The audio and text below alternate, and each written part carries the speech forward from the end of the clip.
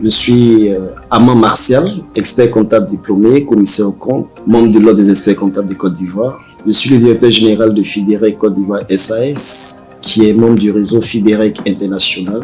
Donc FIDEREC International est actif en Côte d'Ivoire, au Burkina Faso et en RDC. Et nous essayons à travers ces implantations physiques-là d'être actifs, de rayonner sur la partie Afrique de l'Ouest francophone et Afrique centrale francophone. FIDEREC International exerce le métier d'expert comptable. Donc, le métier d'expert comptable consiste à tenir, surveiller, redresser les comptes des entreprises au sens de la loi qui institue l'ordre des experts comptables.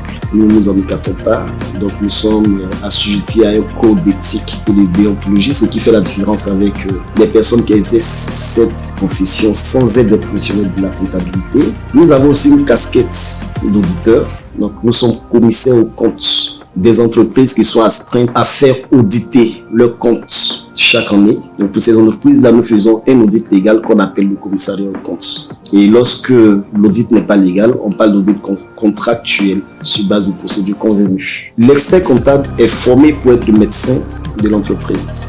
Et à ce titre, nous prodiguons des conseils aux chefs d'entreprise qui veulent bien nous approcher. D'une façon générale, cette annexe fiscale vise à renforcer les moyens de l'État, les prérogatives de contrôle, la mobilisation des ressources. Donc, sur les 42 mesures de cette annexe, il y a 3 mesures de soutien à l'économie qui impactent directement la vie des entreprises. La première mesure, c'est celle qui permet aux entreprises de déduire de leurs charges les dépenses supérieures à 250 000 effectuées, financées par mobile money. Jusqu'à présent, ces dépenses étaient considérées comme des dépenses en espèces. Elles n'ouvraient pas droit à déduction, donc venaient impacter négativement le montant de l'impôt sur les bénéfices payés par ces entreprises. Ensuite, il y a un régime fiscal de faveur qui a été institué au profit des startups numériques labellisées par le comité de labellisation du ministère de la Transition numérique et qui exercent en dehors de la zone du VITIB. Et ces exonérations-là concernent l'impôt sur l'impôt BIC, comme on dit, l'impôt sur les bénéfices industriels et commerciaux. Pour ces startups qui relèvent d'un régime réel d'imposition, l'impôt de la micro-entreprise et la taxe d'état de l'entrepreneur pour les autres entreprises qui relèvent d'un régime forfaitaire d'imposition. Aussi, elles ne paieront pas ou ne seront pas frappées par l'IRC, donc l'impôt sur le revenu des créances et la taxe sur les opérations bancaires. Donc, voici les mesures qui sont profitables pour ces startups-là, mais à condition qu'elles soient labellisées par le comité du ministère de la Transition numérique. Ensuite, il y a la déductibilité de la TVA qui grève les achats de produits pétroliers des exploitants agricoles. Mais là encore, il y a des conditions. Il faut que ces exploitants agricoles aient opté pour l'assujettissement à la TVA et que ces produits-là eux-mêmes soient dans le champ de la TVA et concourent à des opérations qui ouvrent droit à la déduction de TVA. Donc c'est aussi très encadré. Donc voici les principales mesures de soutien à l'économie qui sont prévues dans cette annexe fiscale. Je dirais que c'est la mesure en faveur de la promotion de l'habitat social.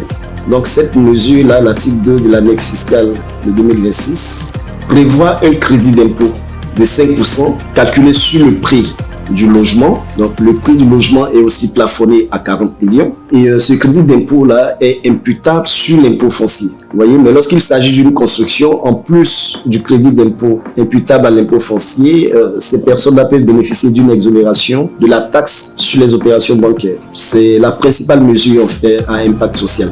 Mais n'oublions pas que l'État est dans une dynamique d'investissement et de promotion du développement local.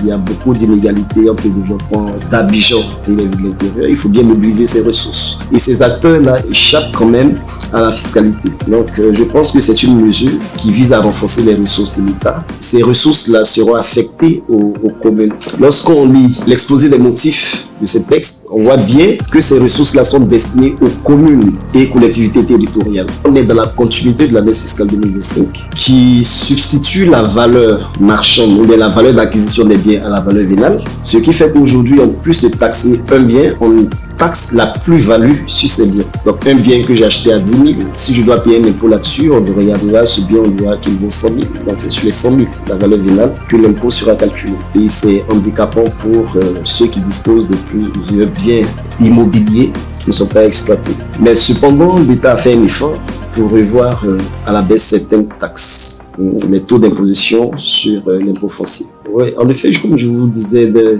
le début de nos échanges, sur 42 mesures, Seulement 3 sont destinés à la promotion du secteur privé. Les autres mesures renforcent les pouvoirs d'investigation et de mobilisation de ressources de l'administration fiscale. Donc, lorsque les pouvoirs de l'administration fiscale sont renforcés, il est sûr que le secteur privé sera impacté négativement. Mais nous espérons que dans la mise en œuvre de ces dispositions-là, les uns et les autres feront en sorte qu'on ne tue pas la poule aux œufs d'or.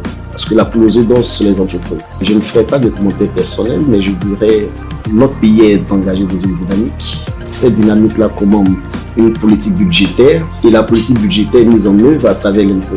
Donc si nous voulons un beau pays, c'est sûr que nous aurons à payer beaucoup d'impôts. Mais quand même, trop d'impôts tue l'impôt. Alors, il y a un équilibre à retrouver par nos pouvoirs publics.